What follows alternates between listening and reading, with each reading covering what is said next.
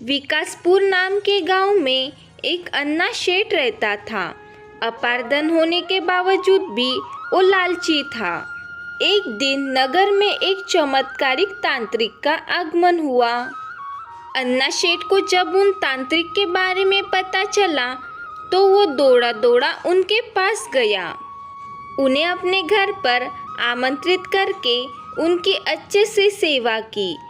सेवा से प्रसन्न होकर तांत्रिक ने सेठ को 4 दिए दिए और बताया कि जब भी तुम्हें धन की आवश्यकता हो तो पहला दीपक जला देना और पूर्व दिशा में चलते जाना। जहाँ दीपक बुझ जाए उस जगह की जमीन खोद लेना, वहाँ तुम्हें धन की प्राप्ति होगी। उसके बाद फिर से तुम्हें धन की आवश्यकता हो तो दूसरा दीपक जला देना, जिसे लेकर पश्चिम दिशा में तब तक चलते जाना जब तक वो बुझ न जाए। उस जगह तुम्हें अपार धन प्राप्त होगा।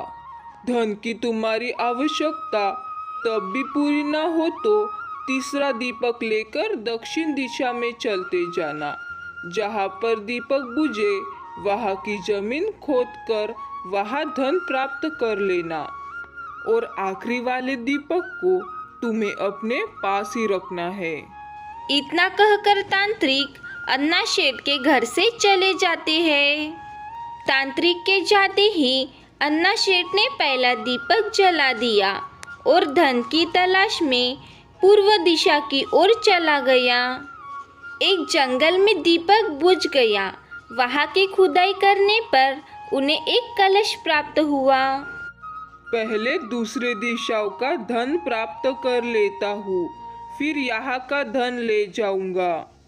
उसने कलश वही झाड़ियों में छुपाकर दूसरा दीपक जलाया और पश्चिम दिशा की ओर चल पड़ा। अरे वाह, मुझे तो यहाँ संदूक मिला है, वो भी सोने से भरा हुआ है। मैं इसे भी यहीं पर रहने देता हूँ, बाद में ले जाऊंगा।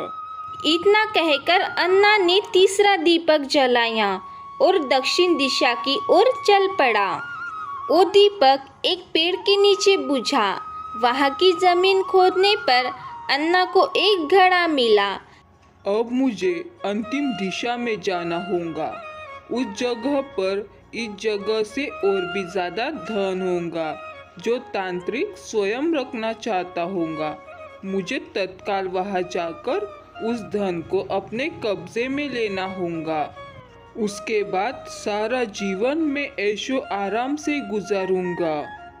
उसने अंतिम दीपक जला दिया और उत्तर दिशा की ओर बढ़ने लगा। चलते चलते वो एक महल के सामने पहुंचा। वहां पहुंचते ही दीपक बुझ गया।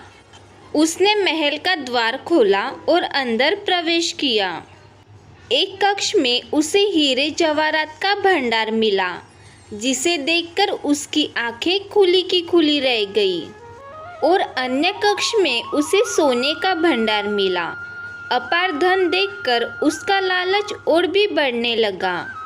कुछ आगे चलने पर उसे चक्की चलने की आवाज़ सुनाई पड़ी। वो वहाँ पर चला गया। उसे वहाँ पर एक व्यक्ति दिखा। अन्ना ने उसे पूछा, यहाँ पर कैसे पहुँचे तुम? क्या थोड़ी देर तुम चक्की चलाओगे?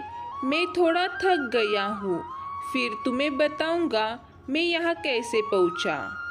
अन्ना ने ये सोचा कि इस व्यक्ति से सारी जानकारी प्राप्त कर ली जाए कि धन कहाँ है, और उसकी बात मानकर वो चक्की चलाने लगा। इधर वो व्यक्ति खड़ा हुआ और जोर जोर से हंसने लगा। उसे हंसता देख अन्ना ने पूछा, अरे भाई, तुम ऐसे क्यों हंस रहे हो? अरे अरे, चक्की मत छोड़ना। अब से ये महल तुम्हारा है, इसमें तुम्हारा अधिकार है और साथ ही इस चक्की पर भी। चक्की तुम्हें हर समय चलाते रहना है, क्योंकि चक्की बंद होते ही ये महल गिर जाएगा और तुम इसमें दबकर मर जाओगे। तांत्रिक की ये बात न मानकर मैं भी आखिरी दीपक जलाकर इस महल में पहुंच गया था। तब से यहाँ चक्की चला रहा हूँ। इतना कहकर वो व्यक्ति वहाँ से जाने लगता है। अन्ना पीछे से चिल्लाता है, जाते जाते ये तो बताओ कि इस चक्की से छुटकारा कैसे मिलेगा।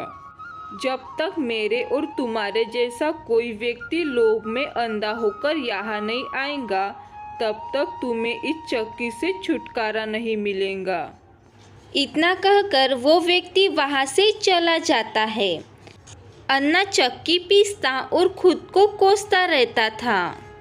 तो बच्चों, इस कहानी से हमें यह सीख मिलती है कि लालच करना बुरी बला है, इसलिए कभी लालच नहीं करना चाहिए।